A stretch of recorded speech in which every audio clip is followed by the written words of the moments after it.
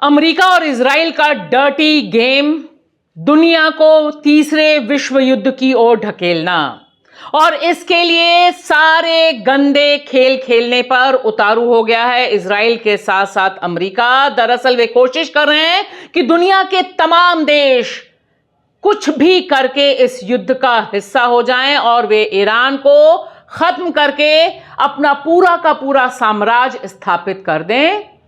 साथ ही साथ जिस शातिराना ढंग से अमेरिका में जो यहूदी लॉबी है उसने और ट्रंप ने इस रिजीम चेंज के नाम पर शुरू किए गए एक तरफा युद्ध को अब धर्म युद्ध में तब्दील कर दिया है, वह दुनिया भर के लिए खतरे की घंटी है।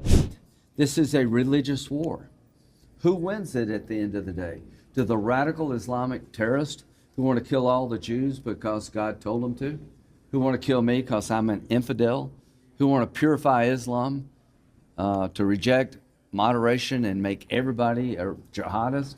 नमस्कार दोस्तों, मैं आपकी दोस्त भाषा, आप देख रहे हैं बेबाक भाषा पे हमारा दो टूक कार्यक्रम। दो टूक सवाल है, क्या तीसरा विश्व युद्ध खेलने का डर्टी गेम अमेरिका और इजराइल मिलकर कर रहे हैं?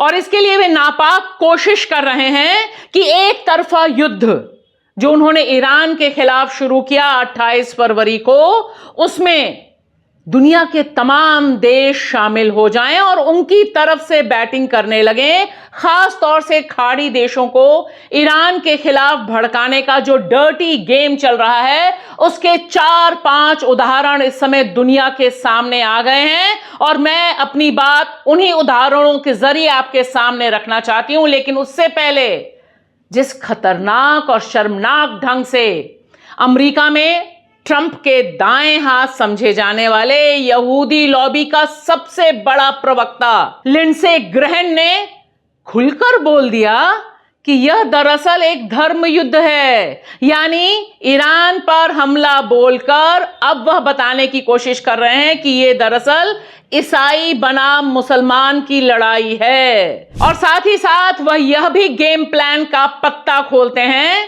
कि ईरान के खिलाफ यह युद्ध अगले 1000 साल तक खाड़ी के देशों का भविष्य तय कर देगा।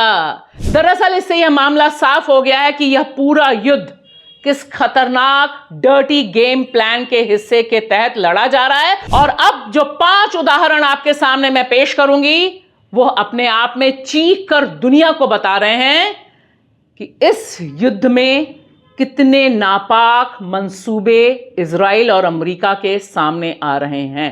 सबसे पहले देखिए, ब्रिटेन का रक्षा मंत्रालय, जी हां, ब्रिटेन का रक्षा मंत्रालय ऑफिशियली कहता है कि ईरान ने साइप्रस में उसके जो सैन्य अड्डे हैं वहां पर हमला नहीं किया। वो कहते हैं कि वहां से वह ड्रोन नहीं उड़े, और इस बात की तस्दीक होती है कि दरअसल यह एक बड़े गेम प्लान का हिस्सा है ताकि ब्रिटेन को मजबूर किया जा सके ईरान के खिलाफ युद्ध में शामिल होने का। They can also confirm that a Shaheed-like drone which targeted RAF Akrotiri on the 2nd of March, that was the drone that came in at midnight. They are saying that that was not launched from Iran.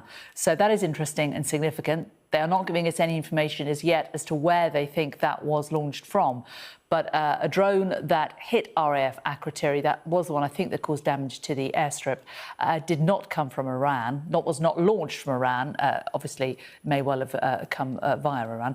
तुर्की पर हमला होता है और Iran publicly बोलता है कि उसने तुर्की पर हमला नहीं किया है।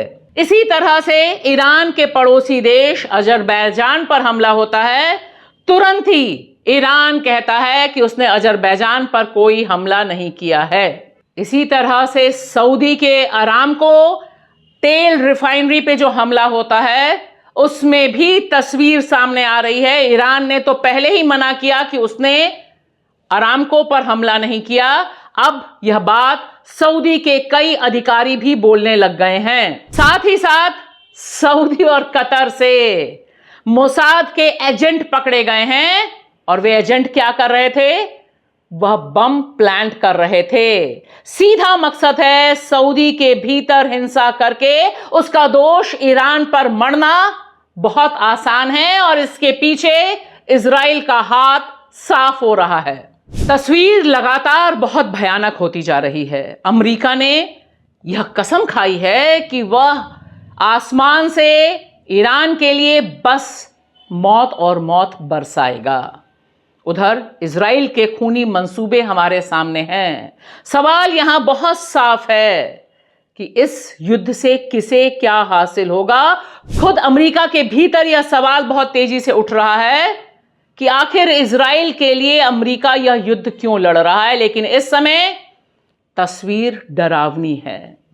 ईरान को गाजा बनाने पर यानी कब्रिस्तान बनाने पर अमेरिका और इजराइल उतारू हैं। और उसी बीच ईरान के जो हमले हैं जो नक्शे पे दिखाई दे रहे हैं वह भी अमेरिका के और अमेरिका के सहयोगियों के जो एयर बेसेस हैं उन पर तेज हुए हैं। अगर तीसरा विश्व युद्ध छिड़ता है तो यह ना आपके लिए अच्छा होगा ना हमारे लिए।